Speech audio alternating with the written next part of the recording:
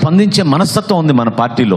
ఒక్క పవన్ కళ్యాణ్ గారి పిలుపుతోటి ఎక్కడెక్కడి నుంచో ఇతర దేశాల నుంచో కూడా ఎంతోమంది వ్యక్తులు వచ్చి పార్టీ కోసం కష్టపడదాం, నిలబడదాం అనే ఒక స్ఫూర్తిని ప్రతి చోట కూడా మనకు కనపడుతూ ఉంటుంది.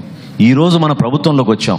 కూటమి ప్రభుత్వంలో మనం ఒక భాగస్వాములుగా గర్వంగా రాష్ట్రానికి ఉప ముఖ్యమంత్రి మన పవన్ కళ్యాణ్ గారు మన పార్టీ అధ్యక్షులుగా నిలబడినందుకు మనందరం కూడా ఒక మంచి నాయకత్వం కలిసి పనిచేయాలి. ఏ విధంగా మన కూటమిలో మన వంతు మనం సహాయం అందించగలుగుతాం, మన వంతు మనం ప్రభుత్వాన్ని బలోపేతం చేయడానికి కోసం ఏ విధంగా పాల్గొంటాం అనే దానిపైన కూడా మీ దృష్టి సారించాలి. నేను మొన్న కేంద్ర కార్యాలయంలో జరిగిన సందర్భంలో నేను మీకు ఇదే పిలుపునిచ్చా.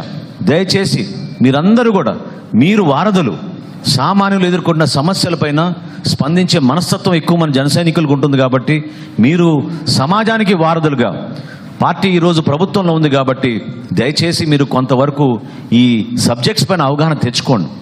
అవి స్థానికంగా ఉన్న చిన్న చిన్న సమస్యలు ఉండొచ్చు. ఏదో మనం కమిషనర్కి ఫోన్ చేస్తే పని అయిపోతుంది అనుకుంటే ఒక సందర్భంలో అవ్వకపోవచ్చు. ఎవరి దగ్గరికి వెళ్ళాలి, ఎవరితో చేయించుకోవాలి, ఆరోగ్య సమస్యలు ఉంటే మనం ఏం చేయాలి, మంచినీటి సమస్యలు ఉంటే మనం ఎవరికి ఫోన్ చేయాలి, ఏ విధంగా మన పార్టీ యంత్రాంగాన్ని మన ప్రభుత్వాన్ని మనం ఉపయోగించుకోవచ్చు, ప్రజలు పడుతున్న ఇబ్బందులు ఏంటనేది దానిపైన మీకు అవగాహన ఉంటే చాలా చక్కగా మీరు మాట్లాడి ప్రజల్ని మీరు ప్రభావితం చేసే విధంగా 10 మందిని మనం ఏ విధంగా గత 5 సంవత్సరాల్లో పార్టీ కోసం నిలబడి కష్టకాలంలో కార్యక్రమాలు చేశామో దాన్ని ప్రజల్లోకి తీసుకెళ్ళడానికి మీరందరూ కూడా సిద్ధమవుతారు. ఒక్కసారి మీరు ఊహించండి, ఆలోచించండి.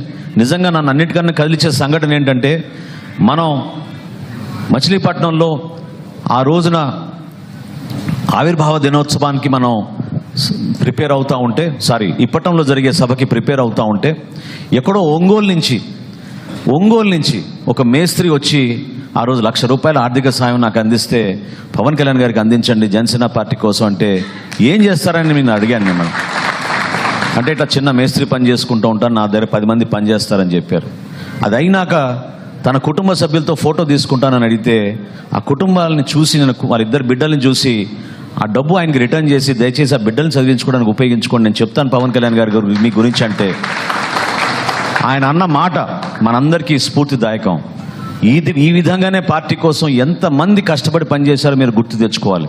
ఆయన అన్న మాట ఏంటంటే, పార్టీ నా బిడ్డలతో సమానం సార్, అందుకోసం నేను ఈ డబ్బు ఇస్తున్నాను అని చెప్పాడు.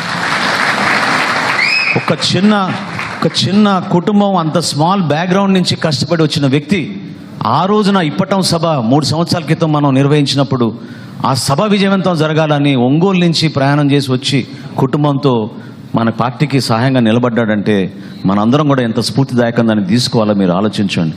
అదేవిధంగా అమలాపురంలో